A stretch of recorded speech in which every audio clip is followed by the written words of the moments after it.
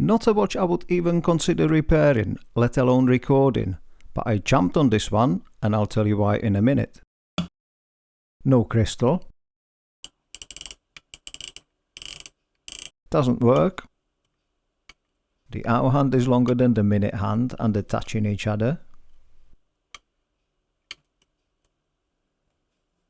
The balance appears to be okay.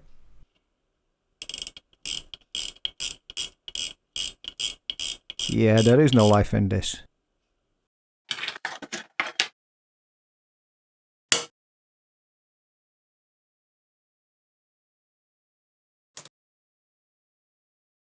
I said I normally wouldn't even consider repairing a watch like this one. You get spoiled. You want to work on nice watches, beautiful movements. You spend a fair amount of time repairing a watch, and you want something pleasing to your eyes and to your mind. It makes you feel good when you're looking at the beauty.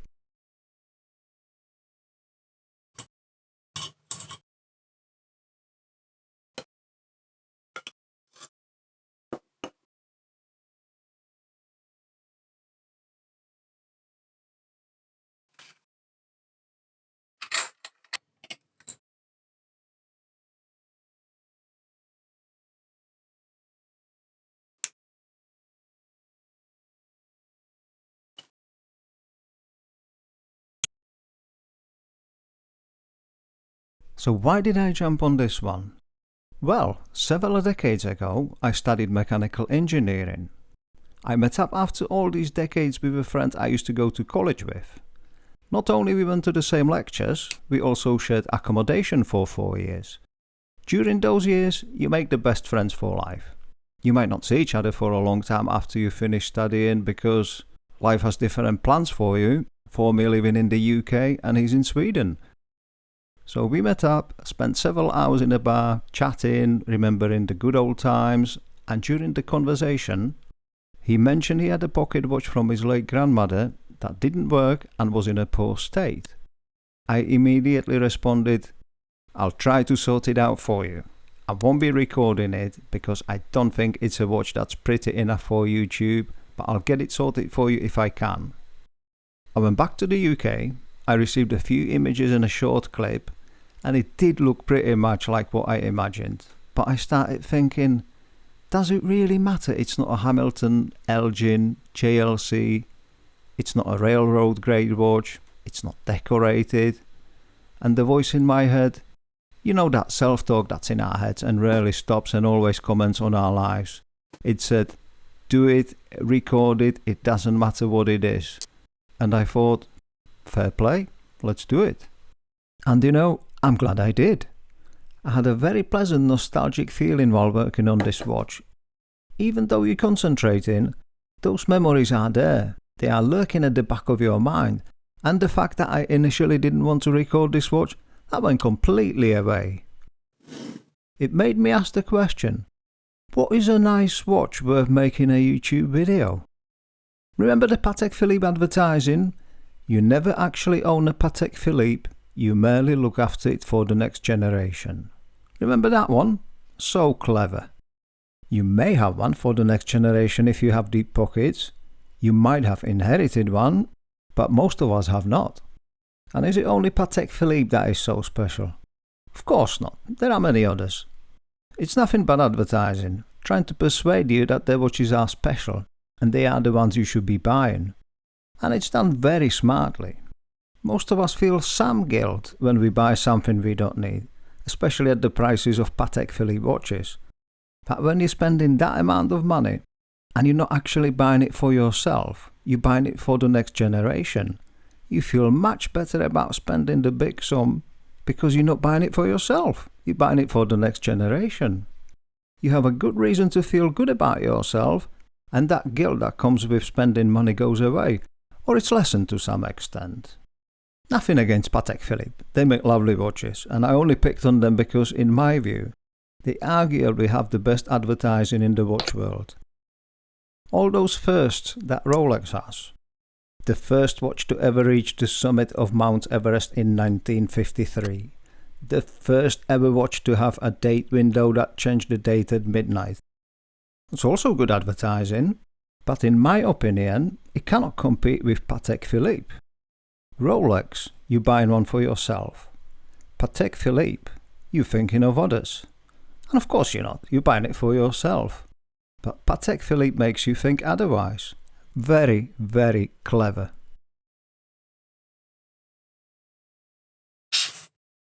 I'm testing the balance before I clean it, and the hairspring is not right. It shouldn't be that close to the arm. The stud the hairspring is attached to seems to be positioned quite high. I'll lower it a little and we'll have a look what that does. It's not perfect, but it's far better. Something I can look into after cleaning.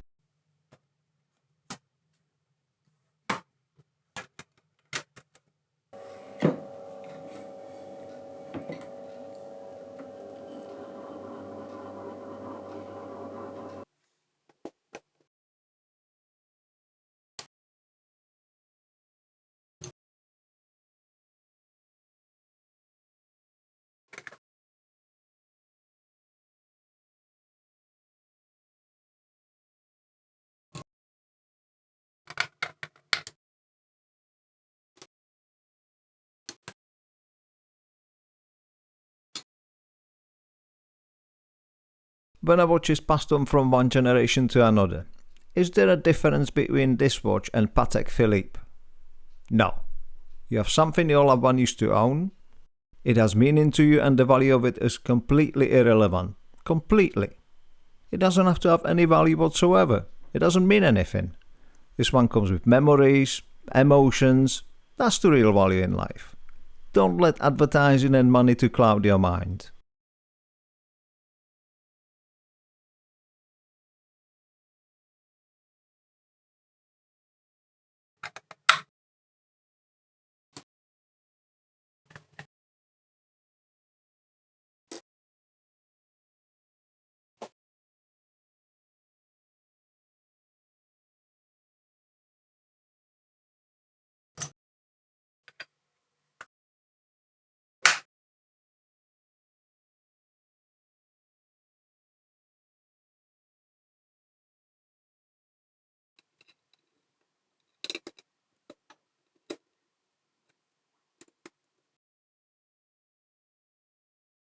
It's actually not a bad looking movement. Compare this to a modern £1,000 Swiss quartz watch.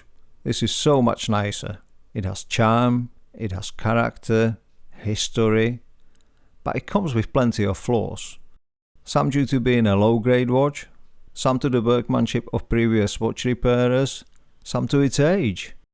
There are so many things not right with this watch. I can see them, I know about them, but I have to draw a line somewhere. The goal with this watch is to make it run reasonably well and make it look presentable again. When you work on a watch, especially a pocket watch, that's old and many watch repairers worked on it. You'll have a lot of work. With pocket watches, you never get away with just cleaning and lubricating. You will have work to do. And we have a watch here that has undoubtedly suffered some serious trauma. Broken mainspring? Nothing unusual. This was the old carbon type, the blued one. They often break, and if they don't, they become set, or another word for that is they become tired. They were phasing out in the 1940s and were replaced by alloy mainsprings. That's the one I put in. Missing crystal? Well, it happens. But the broken minute hand and the seconds hand and hour hand both bent. That tells us this watch has suffered some trauma. Try to find hands of the right length and with the right diameter holes for any watch. You'll have a lot of fun. That's if you consider browsing eBay endlessly and talking to sellers who haven't got a clue about what they are selling is fun. I don't, I hate it. The jewels are not perfect, the end shakes are not great. End shake is the amount of play a train wheel has between the upper and lower jewelers. I could go on and on, there are so many issues with this watch. My friend never intended to get this watch fixed. The service would greatly outweigh the value of the watch, and I also have to be sensible and limit the service to the absolutely necessary. I have some beauties here I also want to record and show you, and my time's limited. I can't spend too much time on this watch. If anyone asked me to service this watch, I would have immediately say no. But I was actually very happy to offer to service this watch because he's my friend. One of the joys when it is your hobby. You do what you want to do. And it's one heck of a satisfying hobby. You pick up a loop, clench it in your eye socket, start looking at the movement, and you're in a different world. That loop is a portal into a different universe. All the problems life keeps throwing at you, it's all gone as soon as you pick up a loop. It's like when you fall asleep and have a dream. All your problems are gone. Is it escapism? Is it meditation? You're supposed to feel the present moment when you meditate, and that's what happens to you naturally when you work on a watch. You're in that moment. Nothing else exists. Nothing else matters. Everything's gone. You're in a tiny world that becomes everything. And isn't that a beautiful world? Just look at it.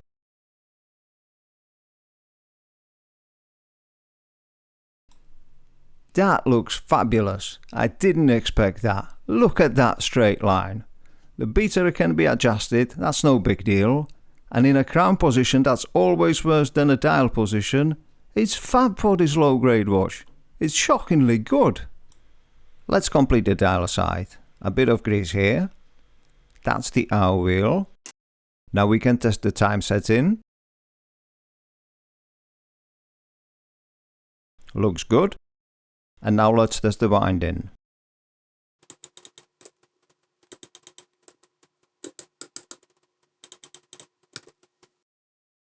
The dial is filthy. It would be, it had no crystal for decades.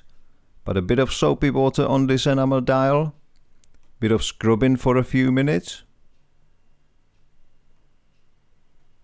Can produce a miracle. Dial washer to keep the hour wheel in place. And the dial feet to keep the dial in place. They're not normally on show. There's a beauty in the crudeness of this watch. Finding a set of hands that would fit wasn't easy. I had to make the hole in the minute hand 0.03 of a millimeter larger. I'll show you how it's done.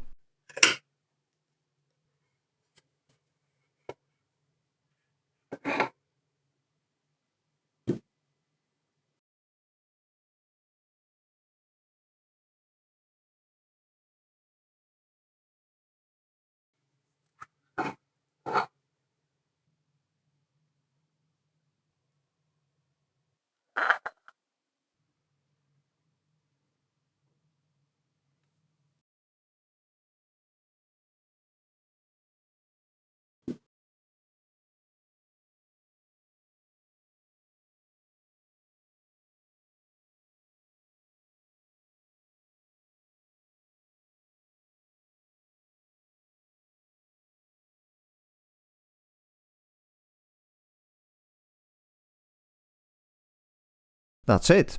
Now I need to bend the tip so it fits under the crystal.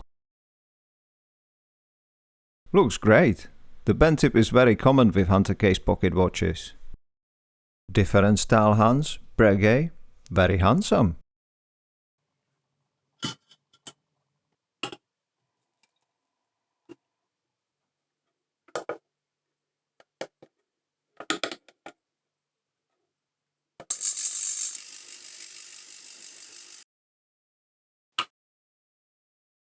The crystal is ever so slightly larger in diameter than the bezel, so let's make it momentarily smaller and fit it in.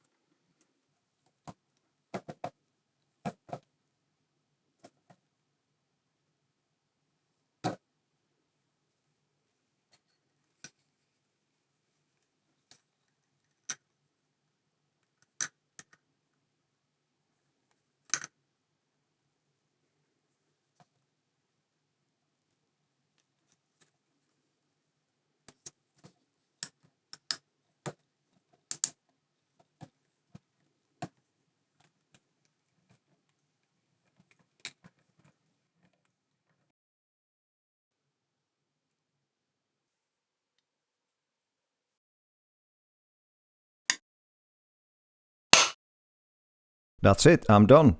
If you made it up to here, respect.